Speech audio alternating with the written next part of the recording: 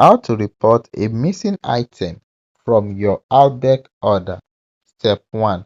Check your order immediately upon delivery.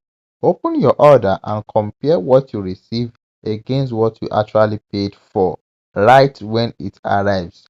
Catching a missing item early matters here. Step 2. Take a photo of what you actually received. Snap a clear photo showing your order as delivered. This is required evidence for your report, not optional. Step 3. Contact Chowdeck support within 3 hours.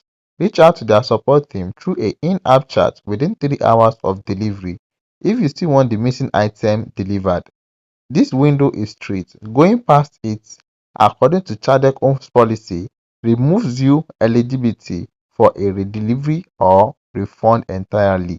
Step 4. Submit your photo and order details. Send the photos along with your order ID and a clear description of exactly which item is missing, so support can verify your claim quickly. Step 5. Wait for resolution, delivery, or refund.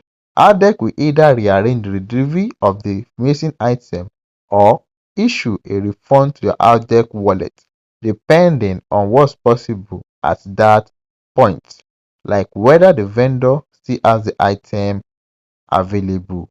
And here's a step-by-step guide on how to report a missing item from your Chowdeck order.